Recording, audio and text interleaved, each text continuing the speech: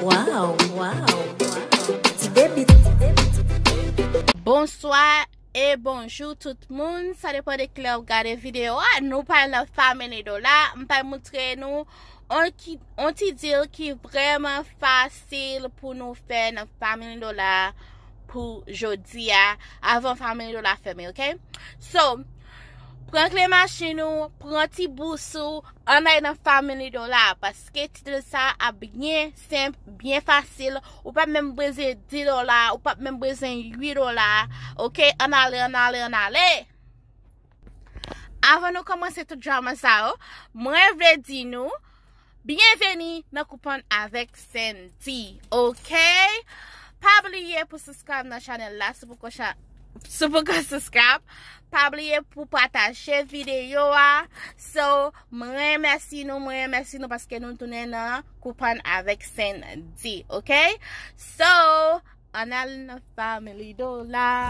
Pour nous regarder qui ça famille $. Game pour nous aujourd'hui.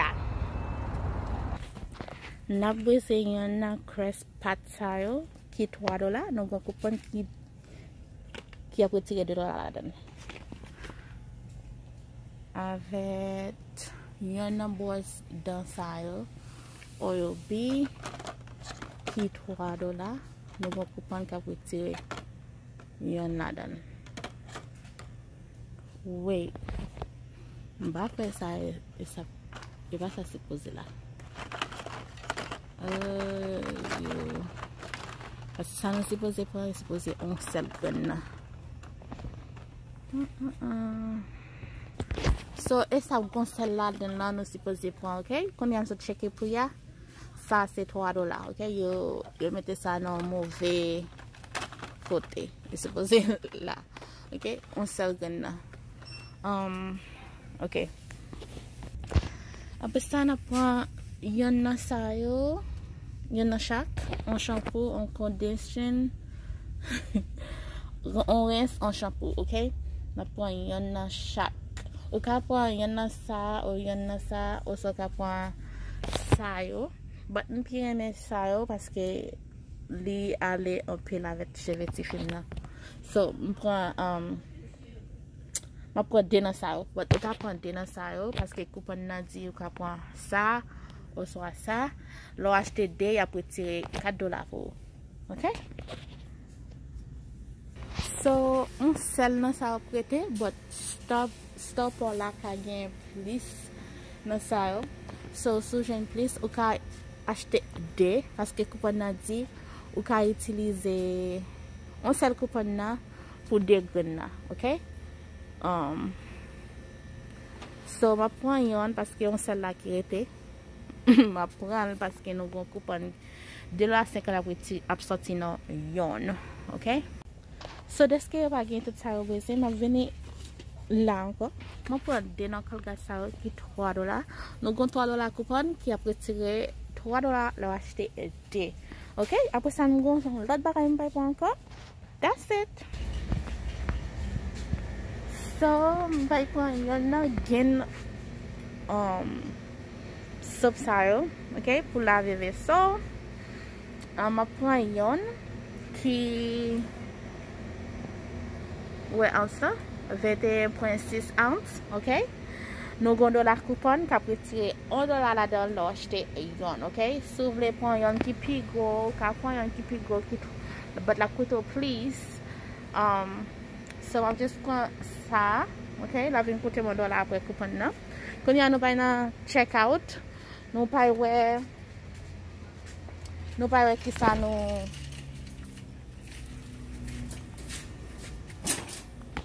à payer pour tout ça, ok? Nous supposons payer $5.90, ok? Pour tout ça. So, on allait pour nous voir combien à payer. Je vais montrer nous en façon nous à checker dans l'app là. Ok. Si vous avez un coupon pour ça acheter ou juste aller dans scan là. Ou scan ça acheter. Ouais, mais $3 coupon là. Mais fini ça.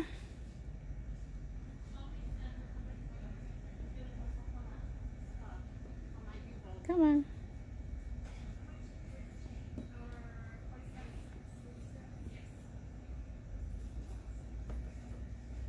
men $2 coupon nan. OK?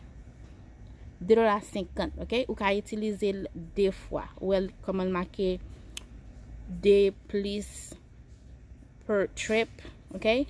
Ou ka utiliser nan deux nan sa yo. Ou ka achete deux, kon ya $2.50 la sorti deux fois, OK? So, nou pa le paye.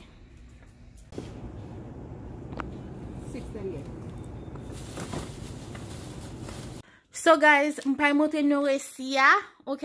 Ki le fini. Si nou getan, fè ti de sa vraiment facile, OK? So, Purex nan sel pou $4.45. Oyobi a $3, gen liquide soap la, li se $2, Colgate yo $3 chak, Crest la $3, shampoo a $3.50 pour chaque grain, OK? OK. So, $5 la dépenser $25. Coupon nan li sorti parce que nous dépenser $25.45 bien si. OK? So, $2.50 pour Purex la sorti. Après ça, $2 OB a sorti. $1 pour gen nan sorti. $3 la achete de Colgate la li sorti. $2 pour Crest la sorti. $4 la achete de Fructis shampoo avec rince la li sorti. So, please, $5 la dépenser $25 sorti. So, men resi ya, OK? Men tout bagay m'achete yo. Colgate, Crest, again, Oil-B, shampoo, rinse, Purex la, ouais, $5 smart coupon nan sorti.